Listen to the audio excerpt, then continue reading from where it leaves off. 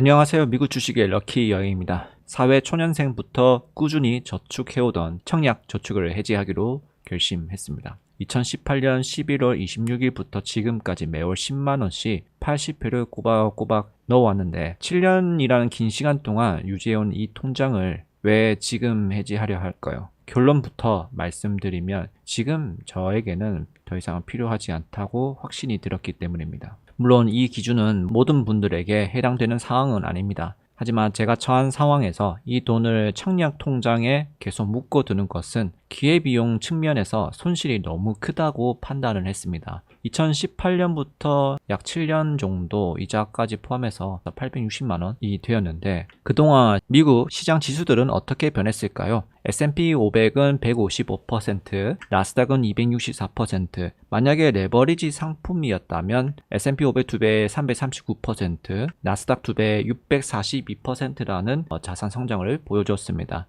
물론 잘 알고 있습니다. 성격 자체가 완전히 다르기 때문에 청약 저축과 미국 지수는 단순히 숫자로만 비교하는 건 무리가 있을 수 있습니다. 하지만 이 청약 저축을 하는 근본적인 이유가 있잖아요. 결국 미래를 위해 이 로또 청약이라는 큰 기회를 잡기 위해서 소중한 자금을 투입한다는 점에서는 미국 지수 투자와 본질적으로는 같다고 생각이 됩니다. 내 자본을 투입해서 더 큰 자산을 만들겠다는 관점에서 본다면 저에게는 이 청약 통장을 유지하는 것은 기회비용 손실이라는 거죠. 물론 고민도 정말 많았습니다. 부동산에도 사이클이라는 게 존재하기 때문에 언젠가는 청약 통장이 꼭 필요한 시기가 올지도 모른다 라는 생각 때문에 고민을 많았지만 이 어중간하게 10년을 보유할 거라면 차라리 그냥 당장 이걸 돈을 빼서 IS 계좌에 옮겨서 QAD 투자하는 게 맞다고 보고 있습니다. 저의 상황에 대입해서 추가적으로 설명을 해보겠습니다. 저는 현재 30대 중반 부산에 거주하고 있고요. 미혼입니다. 보통 서울이나 경기도 인기 지역에선 당첨되려면 청약 당첨되려면 청약 점수 정확하게는 모르겠지만 50에서 60점은 넘어야 한다고 들었습니다. 그런데 냉정하게 제가 10년 뒤에 그 점수를 받을 수 있을까라고 했을 때 무주택 기간과 통장 가입 기간으로 어느 정도는 해결할 수는 있겠지만은 이 부양가족 수로는 좀 힘들다는 판단이 되었습니다. 그리고 또한 저는 서울이나 수도권보다는 부산에 거주하는 것을 더 선호합니다. 그런 면에서는 청약 점수는 서울보다는 덜 필요해서 유지하는 것이 더 유리해 보이기도 합니다. 하지만 또 반대로 생각해보면 부산은 상대적으로 청약 경쟁률이 낮다고 들었습니다. 소위 말하는 청약 로또라는 단어가 어떻게 보면 경쟁률이 높아야 가치가 증가하는데 사실 서울하고 지방에 비하면 좀 낮다는 것이죠. 먼저 이 표를 보시면 부산 미분양이 25년 1월 기준 4,500에서 지금 11월 30일 기준 7,700까지 증가했습니다. 무려 70% 폭증한 거죠. 또한 이 표를 보면 부산은 전국적으로 미분양이 2등입니다. 그 밑에 대구가 있고요. 경기도는 높은 거는 제가 잘 몰라서 왜 이렇게 높은지는 잘 모르겠습니다. 거기다가 전반적으로 전국적으로 보시면 미분양이 하락 추세에서 상승 추세로 돌아서는 모습이 보이죠. 이런 시장에서 보면 청약 통장의 프리미엄의 가격은 아마 예전하고는 같지는 않을 겁니다. 물론 5년 뒤, 10년 뒤에는 어떻게 될지는 모릅니다. 그런데 개인적으로 드는 생각은 앞으로 이 부산에 매력적인 신축 아파트가 쏟아질 수 있을까? 그리고 그걸 기대하면서 기약 없이 10년을 더 기다리는 게 맞을까?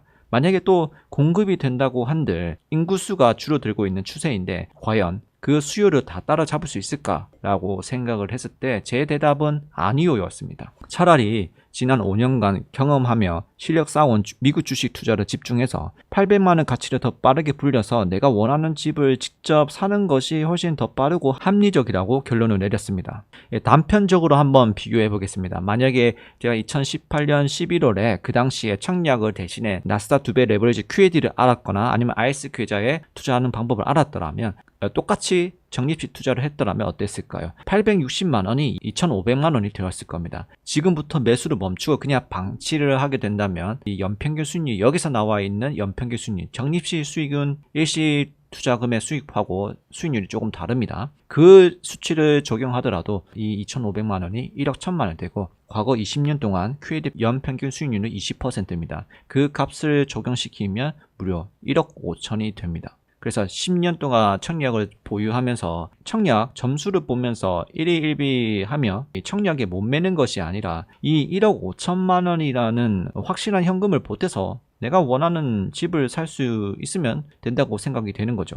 이제 이 경우에는 매월 10만 원씩 산 경우고, 과거에 제가 QAD를 일시금 투자했다면 어땠을까요? 800만 원을 그냥 생각 없이 800만 원 넣어놨을 때 800만 원이 6천만 원이 됩니다. 그리고 10년 후 만약 이 6천만 원도 팔지 않고 그대로 만약에 두게 된다면 10년 후에는 연 20% 적용 시 3.7억이 됩니다. 근데 여기 800만 원 넣을 건 아니잖아요. 이렇게 앞에 보시는 것처럼 월 적립식 투자도 할 텐데, 그러면 이 3.7억이 되는데 당연히 10년이 지난 이후에는 부동산 가격이 올라가겠죠. 올라가더라도 오히려 이쪽이 더 낫다고 보고 있는 거죠. 물론 지금도 로또 청약이라는 게 존재합니다. 하지만 냉정하게 생각해 보세요.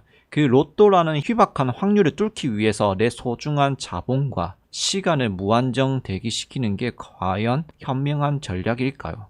차라리 그 돈을 세계에서 가장 강력한 우상향을 그리고 있는 미국 시장에 던져두는 게 낫지 않을까요? 뭐 당첨될지 안 될지는 모르는 내 인생을 걸기보다는 확실한 자산 성장에 올라타는 것이 내 집 마련에 도달할 확률이 수십 배 아니면 수백 배가 더 높을 것이라고 보고 있습니다. 그리고 집은 청약 통장이 사주는 것이 아니라 내 통장의 자산의 크기가 커야 더 안전하게 살 수 있는 거니까요. 오늘 하는 얘기가 정답이 아니라 저도 이제 여러 고민을 통해서 이런 결정을 했다는 점을 참고 정도만 해주시면 될 것 같습니다. 이번 영상을 시청해 주셔서 감사합니다. 모두 미국 주식으로 럭키 여행이 되시기 바랍니다. 감사합니다.